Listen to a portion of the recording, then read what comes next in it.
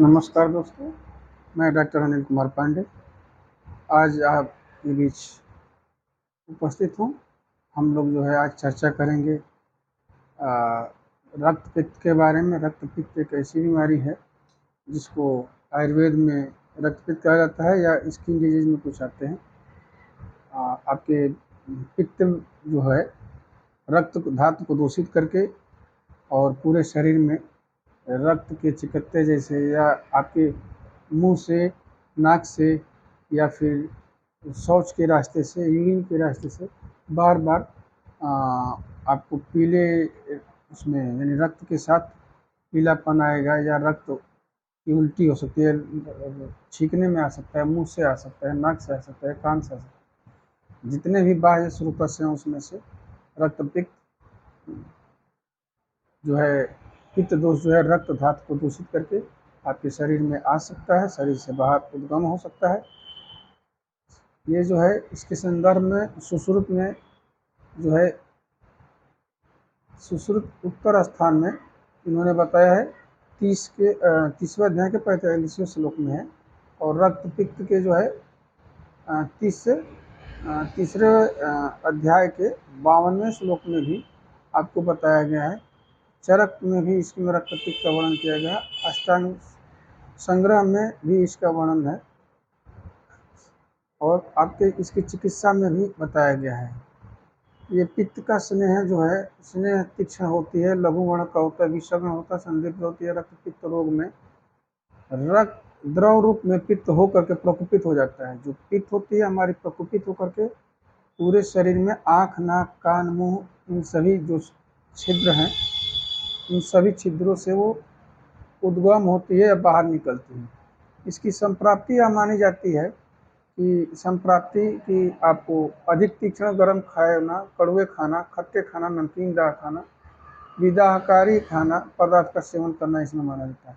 अन्नों की अधिक से अधिक सेवन करना, यानी कि आपको भोजन के बाद पेट भर जाने के बाद भी अधिक मात्रा में भोजन लेना, बार बार भोजन लेना।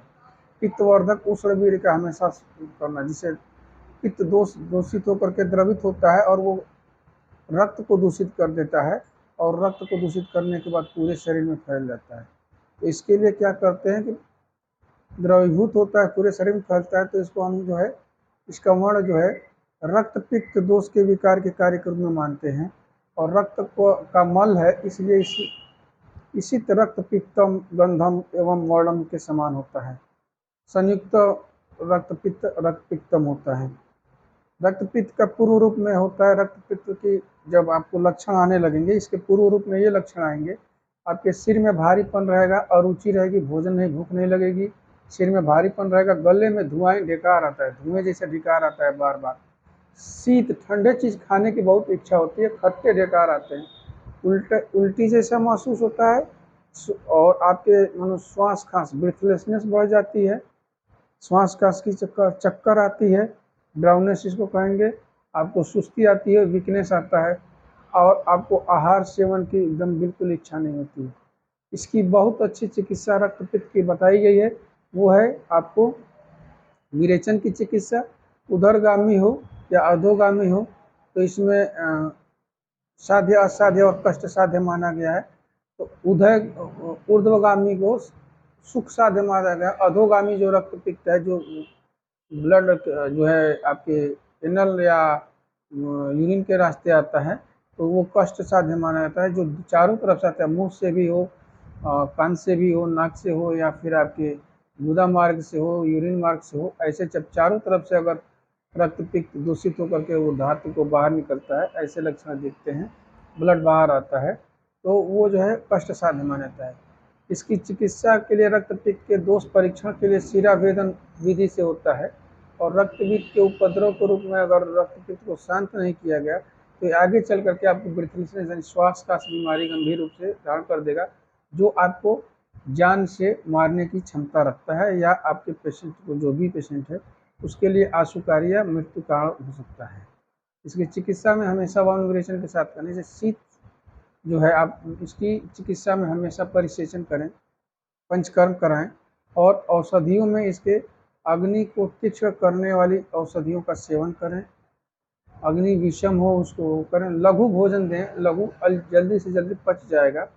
और आप इस अगर ऐसे लक्षण हैं या किसी बीमारी में आप पेशेंट है जो जिसको रक्तपित्त की दिक्कत होती है, मुंह से लेटरिन के रास्ते या ऐसे ब्लड आता है, कहीं से पता नहीं चलता है, भूख नहीं लगती है, उसको वजन नहीं बढ़ता है, पेट से रिलेटेड बीमारियों के लिए आप हमसे संपर्क कर सकते हैं।